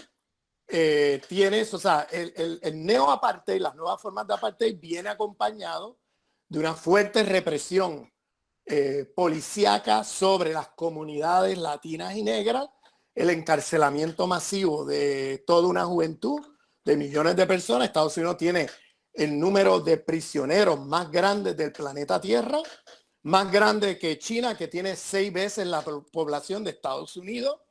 Y sin embargo, Estados Unidos, y el 70% de esos prisioneros son de las comunidades inferiorizadas racialmente. De manera que Estados Unidos va por el mundo predicando derechos humanos en China y en otras partes, y no se están mirando su propio ombligo. La violación descarada de derechos humanos dentro del imperio americano. Entonces, no podemos confundirnos con el tema Obama, porque Obama no es otra cosa que una pieza en un rompecabezas más grande de estrategia de supremacía blanca de ese sector de liberalismo multicultural. Fíjense, para terminar, cómo esto se refleja ahora con el caso de la muerte de George Floyd. Tienen millones de personas en las calles en Estados Unidos del movimiento Black Lives Matter, protestando la matanza de negros en las calles de Estados Unidos. No son solamente negros. En Estados Unidos matan latinos y negros todos los días desde hace 300 años. La diferencia hoy es cuando son capturados en un iPhone. Entonces, cuando lo capturan en un iPhone, la versión de la policía inmediatamente queda en cuestión frente a la realidad de lo que pasó cuando se muestran los vídeos. En el pasado no existía eso, y era la versión de los policías blancos versus la versión de los testigos de las comunidades racialmente inferiorizadas. Y claro, en una corte, en un estado racial blanco, la versión de la policía blanca siempre tenía privilegios sobre la versión de la comunidad. Pero ¿qué pasa ahora? Que ahora con los iPhone aparecen los videos. Antes no había eso. Y ahora de momento se hace evidente lo que pasó. Y con todo y eso, y por eso es la movilización tan fuerte, con todo y eso, los policías que son capturados en vídeos matando descaradamente negros y latinos salen absueltos en las cortes. Es decir, es un caso de racismo institucional, de racismo estructural muy, muy grave. Entonces, digo esto porque estamos hablando de una situación donde recientemente el señor Biden, fíjate en esto, Biden, que representa ese sector de supremacía blanca, liberal, multicultural, y Trump, que representa el otro sector. Biden es el candidato demócrata, como ya deben saber. Biden, ¿qué dijo la semana pasada? Pues hizo un llamado a que la policía, en vez de disparar a la cabeza o al corazón, disparen a los pies. Es decir, disparen a los pies, no disparen al corazón o a la cabeza. Perdóname, aquí se está disparando totalmente de manera arbitraria y innecesaria por razones racistas estructurales. Entonces tú no me vengas a decir que la solución es disparar a los pies en vez de disparar. O sea, ahí tú tienes la diferencia entre la supremacía blanca del liberalismo multicultural y la supremacía blanca de la parte. Uno dispara a la cabeza y el otro dispara a los pies, pero los dos disparan y disparan a cuerpos no blancos. Entonces, de eso es que estamos hablando en este país. Entonces, el tema de Obama hay que insertarlo allí. De lo contrario, nos confundimos. Obama es lo que se llama aquí un negro, un blanco honorario. Honorary white. Se usa ese término para incorporar élites de los grupos inferiormente racializados en el mundo blanco como élites donde tienen los privilegios de blanco y son blancos honorarios. Bien. Y eso es un fenómeno que hay que entenderlo en sus propios términos. Pero termino aquí.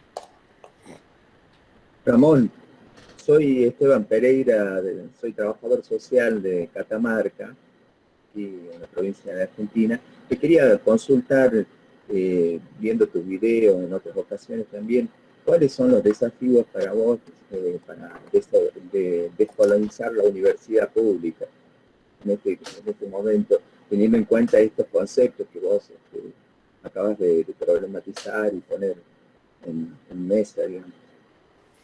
Bueno, si has escuchado mis otros videos sobre, yo tengo un artículo que está online, tengo muchos videos sobre el racismo, sexismo epistémico en la Universidad Occidentalizada y los 4 genocidios epistemicidios del largo siglo XVI. Ustedes pueden googlear eso está online en la revista Tabula Rasa, pero también tengo en YouTube muchos videos sobre ese tema que los pueden buscar, donde yo explico a cabalidad eso. Y claro, lo que ocurre es que estamos hablando de que en la Universidad Occidentalizada se privilegian el pensamiento o la epistemología de hombres occidentales de 5 países. Cuando usted mira la Universidad Occidentalizada, en cualquier disciplina de las humanidades o las ciencias sociales, estamos leyendo un hombre francés, un hombre alemán, un hombre británico, un hombre estadounidense y secundariamente un hombre italiano. Por eso yo llamo a la epistemología de la Universidad Occidentalizada, y cuando digo occidentalidad no digo occidental, estoy diciendo occidentalizada porque es un aparato de poder del sistema mundo. Hay universidad occidentalizada no solamente en París, Londres o Nueva York, hay universidad occidentalizada en Argentina, en Brasil, en la India, en China, en África. O sea, eso es un aparato de poder del sistema mundo para producir las élites occidentalizadas que van a hacer el trabajo para el sistema. Es decir, las élites neocoloniales del sistema mundo. La epistemología que se privilegia es la epistemología de hombres blancos occidentales de 5 países. Y eso tiene nombre y apellido. Yo le llamo una epistemología racista sexista. Racista diagonal sexista. Es decir, la matriz epistémica de la Universidad Occidentalizada, si lo único que leemos son hombres blancos occidentales de 5 países, estamos hablando de una matriz epistémica que inferioriza al resto de la humanidad, inferioriza a todas las mujeres del mundo, porque ni siquiera las mujeres de los 5 países aparecen allí como parte de la epistemología hegemónica o el canon de pensamiento de las disciplinas. Entonces, tenemos unas universidades que se fundan en el pensamiento de hombres occidentales de 5 países como si el resto del planeta no pensara. La descolonización, cuando uno dice descolonizarnos o descolonizar la universidad occidentalizada, hay que saber de qué nos estamos descolonizando. Una de las cosas que nos estamos descolonizando es de centrar todo lo que hacemos, lo que estudiamos, lo que pensamos, lo que investigamos desde teorías de hombres occidentales de 5 países. Eso es muy provincial, disfrazado de universal. Eso es muy provincial, porque las teorías que pensaron estos hombres de 5 países es al calor de la experiencia histórico-social de Francia, Alemania, Gran Bretaña, Estados Unidos, Italia. Y el resto del mundo, ¿dónde está? ¿Dónde está la experiencia histórico-social de África, América Latina, el Caribe, Asia, etcétera? No son las mismas experiencias histórico-sociales y por tanto requieren de teoría social, de pensamiento y de conceptos diferenciados para dar cuenta de esas realidades. Tú no puedes extrapolar teorías que se pensaron y conceptos que se pensaron por unas realidades del mundo a otro lugar del mundo de manera mecánica. Tú tienes que hacer un trabajo de descolonización de esas teorías y de reconocimiento a las pensadores y pensadoras que pensaron las realidades histórico-sociales de los países del sur. Eso es un poco lo que el llamado que hace Boaventura de Sosa Santos a las epistemologías del sur, ¿no? O el llamado a la diversidad epistémica. Es decir, hay que imprimir de diversidad epistémica todo lo que estemos estudiando. No podemos seguir centrados. No estoy diciendo que no leamos las teorías de los hombres occidentales de 5 países. Por favor, no he dicho eso. Yo estoy diciendo, no hagamos, o sea, lo que le ha hecho el hombre occidental al resto del mundo, que es inferiorizar su epistemología, excluirlas, silenciarlas, invisibilizarlas en los campos de conocimiento de lo que llamamos la universidad occidentalizada, pues no, yo no estoy promoviendo que le hagamos a ellos lo que ellos nos han hecho a nosotros. Yo estoy diciendo diversidad epistémica, es decir, podemos nutrirnos de cualquier aportación que pueda venir de esas teorías, pero ya no como el centro de la conversación, ni como el centro epistémico, sino imprimiendo a todo lo que hacemos de pluriversalidad epistémica, es decir, cómo este problema fue pensado por los pensadores y las pensadoras críticas del mundo aymara, cómo este problema fue pensado por pensadores y pensadoras críticas en África o en otras partes de América Latina, o etcétera, ¿no? O sea, meterle diversidad epistémica, ecología de saberes, como diría Boaventura de Sosa Santos, a todo lo que estemos estudiando. Y no estar con ese provincialismo disfrazado de universalismo, con ese racismo, sexismo epistémico, de centrarnos única y exclusivamente en lo que ha pensado un francés, un alemán, un británico, un americano y un italiano. Y de ahí, bueno, no nos salimos. No, yo estoy haciendo un llamado a que de verdad nos tomemos en serio la diversidad epistémica, la ecología de saberes, e incorporemos todos esos otros saberes que existen frente a X o Y problemas que estemos estudiando dentro de nuestro proceso de investigación. No podemos seguir anclados en una sola matriz de pensamiento y dejar todas las demás de lado. Eso es bastante oscurantista, eso es muy racista, sexista, eso es muy fundamentalista eurocéntrico, porque si yo pienso que solamente los hombres occidentales de 5 países son los que me van a dar a mí las herramientas teóricas para yo entender todo lo que pasa en el mundo, oye, eso es un fundamentalismo eurocéntrico. Y ese fundamentalismo eurocéntrico es el que llama a los demás fundamentalistas. O sea, es muy curioso cómo todo esto se maneja de manera perversa. Si yo llamo a la diversidad epistémica y a descentrar al hombre europeo de la epistemología y la producción de conocimiento, lo que escucha mucha gente es que yo quiero hacerle al hombre europeo lo que el hombre europeo le ha hecho al resto del mundo. Es decir, no los leamos. No los leamos, ignorémoslos y los tiremos de lado. Yo no estoy diciendo eso. Y hago la aclaración porque lamentablemente se escucha de esa manera el llamado a diversificar epistémicamente la epistemología. Es decir, el llamado al pluriverso, el llamado a la diversidad epistémica, muchas veces se escucha como si uno fuera un antieuropeo. Yo no soy antieuropeo, yo soy anti-eurocentrismo, que es otra cosa. O sea, si yo como único miro el mundo, es desde un pensador, desde un hombre francés, alemán, británico, americano, italiano, o quizás canadiense o sueco, pues estoy poniendo unas gringolas, estoy poniéndome ahí unos límites a poder entender de manera mucho más profunda un problema, porque ese mismo problema ocurre en otras partes del mundo y hay gente que lo ha pensado de otra manera. Y no tenemos por qué tener una sola teoría ni una sola solución para un mismo problema. Podemos tener diversas teorías y diversas soluciones para un mismo problema. Pero lo otro es que en nuestros países de América Latina, nuestras realidades son más cercanas al mundo asiático, africano, etcétera, que al mundo europeo o estadounidense. ¿Y por qué no nos tomamos en serio ese pensamiento crítico que se produce en esos otros lugares? ¿Por qué no establecemos un diálogo sur-sur también? No solamente nosotros en el sur imitando al norte, sino por qué no nos abrimos al mundo en la manera como en el canon de pensamiento de las disciplinas. O sea, llamo la atención a eso porque eso me parece que el camino va por el lado de imprimir de diversidad epistémica lo que estemos haciendo, pero también hay que cuestionar las disciplinas. Es decir, las disciplinas que nosotros manejamos, por ejemplo, las ciencias sociales son disciplinas que se construyeron en el siglo XIX en estados imperialistas europeos que tenían ciertas necesidades de conocimiento para ciertas cosas y, por ejemplo, cuando se trataba de política económica, Departamento de Economía.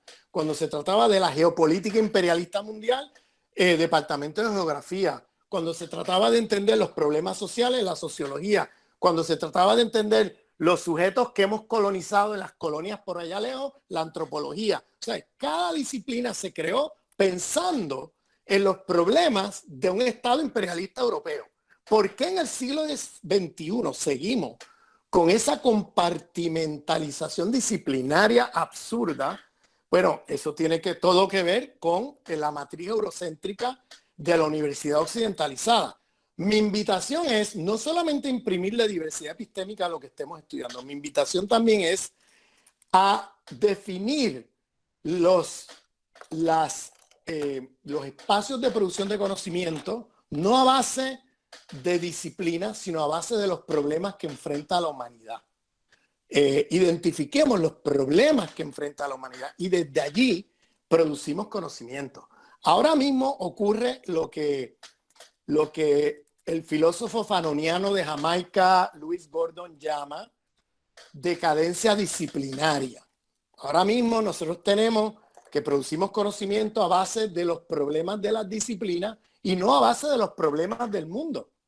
Eso hace que nosotros vayamos a conferencias académicas, estemos un fin de semana en una conferencia académica y luego que salimos de la conferencia estamos un mes recuperándonos de la depresión de la conferencia. ¿Por qué? Porque esa conferencia es pura decadencia disciplinaria. Se está discutiendo los problemas de las disciplinas, se está discutiendo los problemas egocéntricos de los diferentes escuelas de intelectuales y de los egos inflados, y los problemas del mundo no aparecen.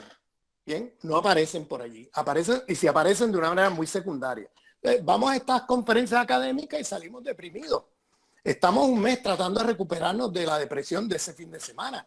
O sea, digo eso porque tenemos que movernos hacia pensamiento transdisciplinario, es decir, producir conocimiento más allá de las disciplinas, integrando los saberes, no manteniendo esa fragmentación disciplinaria de conocimiento, sino integrando los saberes y imprimiéndole diversidad epistémica a los problemas. Por ejemplo, un problema, el problema ecológico planetario. Bueno, pues vamos a mirar ese problema y cómo ha sido pensado ese problema por los pensadores y pensadoras aymaras, por los pensadores y pensadoras africanas, pensadores y pensadoras islámicas, pensadores y pensadoras indígenas en las Américas, afro en las Américas, el pensamiento mestizo latinoamericano. ¿Cómo ha sido pensado eso y cómo ha sido pensado por el pensamiento crítico de los hombres occidentales de los 5 países? Entonces vamos a imprimir de diversidad epistémica el tema y el problema que estemos enfrentando o mirando. Y es así como nosotros vamos a salirnos de ese provincialismo disfrazado de universalismo de la universidad occidentalizada.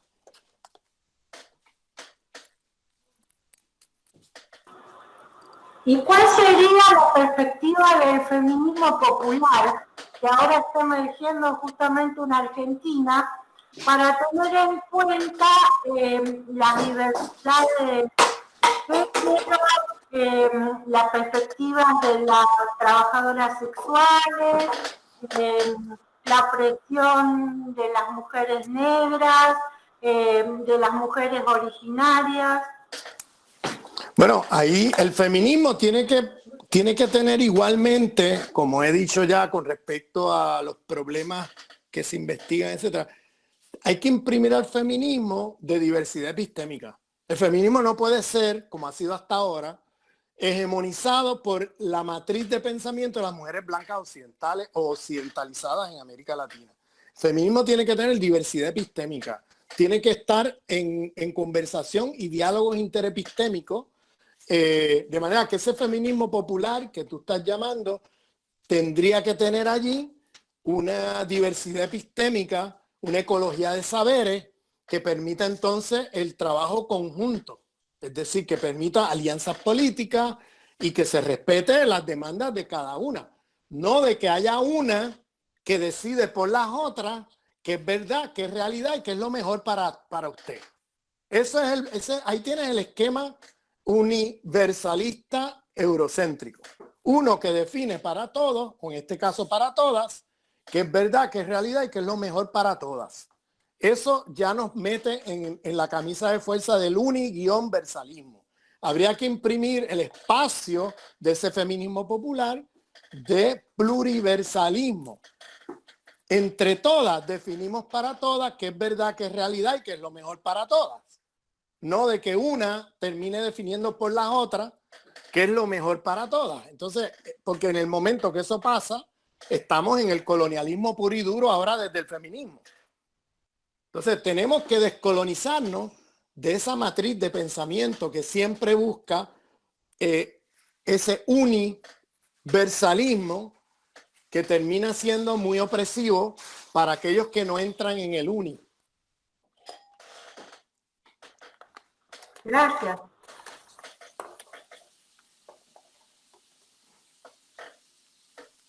Muchas gracias, Ramón.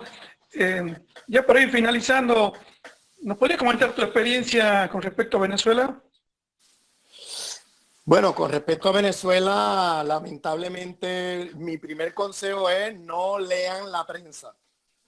O sea, ese es mi primer consejo, no lean la prensa. Lo que dice la prensa es sistemáticamente cantidad de mentiras que lamentablemente conozco gente muy inteligente que se pone a leer la prensa y se cree lo que dice la prensa. O sea, si te estás creyendo lo que dice la prensa de Venezuela, te perdiste la película. Porque en Venezuela están pasando muchas cosas muy interesantes y muy diferentes a lo que dice la prensa. La prensa que te pinta la prensa, bueno, que es un país autoritario, que es un país que Maduro es un dictador, que Guaidó es el presidente democrático, que, o sea, perdóname, ponte a mirar lo que está pasando. O sea, Guaidó es un tipo que se para en una plaza y se autoproclama presidente. Y a partir de eso, no sé cuántos países en el mundo lo reconocen, y de ahí en adelante, ¿qué hace Guaidó? Empieza a emitir órdenes presidenciales como si él fuera el presidente, un tipo autonombrado en una plaza de Caracas, presidente, y eso hace que alguien como Trump le acepte los decretos. ¿Y qué está haciendo Guaidó? Ha permitido que le congelen a Venezuela miles de millones de dólares de sus cuentas en Europa y en Estados Unidos. Ha permitido que rematen la empresa Citgo, que es una refinadora de petróleo en Texas, que la rematen a un precio, bueno, un precio de baratillo, baratísimo, a inversionistas americanos. Estamos hablando de piratería. Esto es piratería, una piratería internacional. Entonces y luego en la prensa te dicen que es que la gente, entonces hacen esta guerra económica, ¿no? Una guerra económica contra Venezuela, la expropian de sus recursos, le meten sanciones, le devalúan la moneda. Eso es un clásico de los operativos de la CIA, empezando por el gobierno de Allende y el golpe de Estado de Pinochet, donde generan hiperinflación a través de la devaluación de la moneda, y la gente entonces, la idea es que la gente se lance a la calle en descontento contra el gobierno de turno, identifica el problema con el gobierno de turno, pero es una manipulación que hace la agencia de inteligencia americana a través con el capital financiero de devaluar la moneda, crear hiperinflación. Entonces la gente tiene dificultad en conseguir, en pagar la comida, en pagar los medicamentos, y encima de eso te meten un bloqueo. Entonces, a no ser que tú estés consciente de lo que está pasando, es muy fácil, como pasó en Chile, que se tiró a la calle mucha gente contra Allende, creyéndose que era Allende el que estaba creando este problema.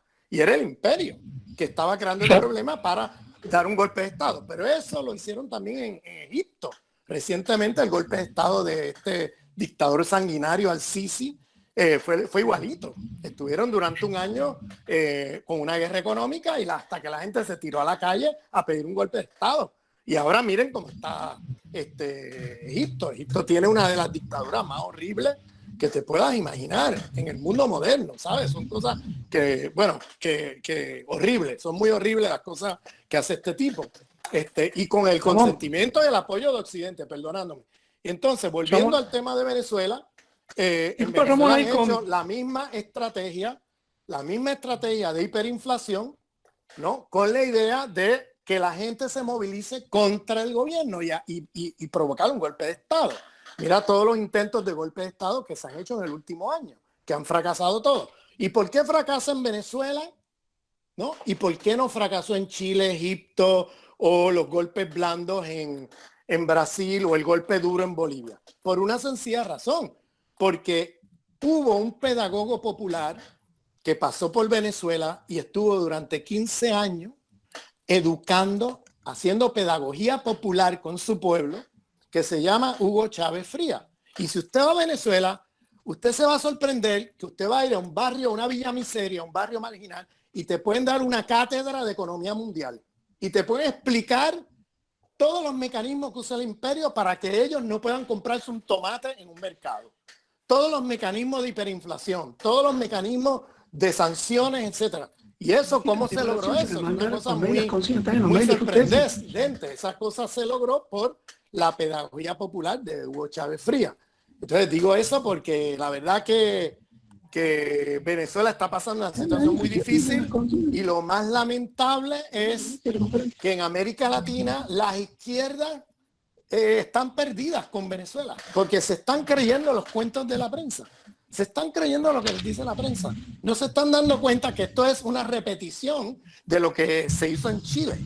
Esto es una repetición de lo que se hizo en Egipto, de lo que se ha hecho en otros lugares, pero no lo han logrado. En Venezuela todavía hasta el día de hoy no lo han logrado, porque hay un pueblo resistiendo. Por eso es que no lo han logrado. Haciendo autocrítica, Ramón, tengamos en cuenta también que compañeros de coloniales son los que están apoyando al imperio en Venezuela. Bueno, mira, yo siempre he dicho que no todo antiimperialista es decolonial, pero todo decolonial tiene que ser primero y antes que nada antiimperialista. ¿De qué decolonialidad tú estás hablando si tú no eres antiimperialista? Si tú estás del lado del imperio en una situación de opresión y agresión imperialista hacia un país. Entonces, ¿de qué decolonialidad me estás hablando?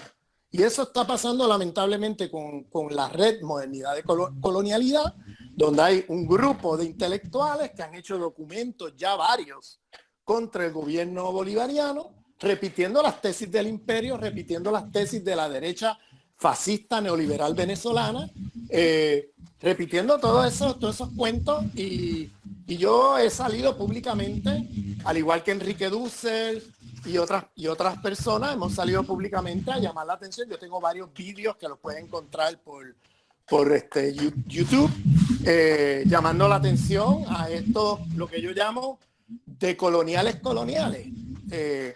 Gente que se llama decolonial, pero que se bajaron del bus y están ahora del otro lado de la trinchera.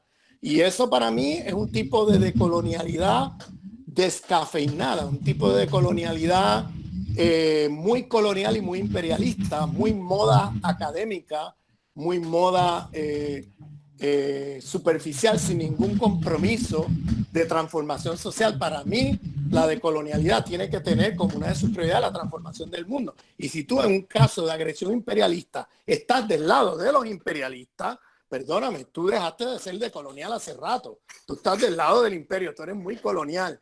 Y por eso, bueno, eso he lanzado debates sobre esto. Para mí la red Modernidad Colonialidad es una red que murió en Venezuela. Para mí esa red no tiene ningún tipo de credibilidad en América Latina hoy por la manera como se ha posicionado con el caso venezolano, que lamentablemente han tomado partido con el imperio contra Venezuela. Imagínate que se han reunido hasta con Guaidó. Hay una foto de Edgardo Lander reunido con Guaidó. ¿Te puedes imaginar de lo que estamos hablando? O sea, es grave, es realmente grave. Muchas gracias, Ramón. No sé si alguien más quiere decir algo, pero sexo, raza y género son eminentemente coloniales. Eso, porque alguien por ahí preguntaba qué tiene que ver todo esto. Cuando no se descoloniza el sexo, la raza, el género, seguimos hablando lo mismo. Y esto que decía vos sobre la interseccionalidad, digamos, cómo hace... Mira, no puede haber descolonización sin despatriarcalización, no puede haber despatriarcalización sin descolonización. Son dos caras de la misma moneda y eso es central para cualquier proyecto decolonial.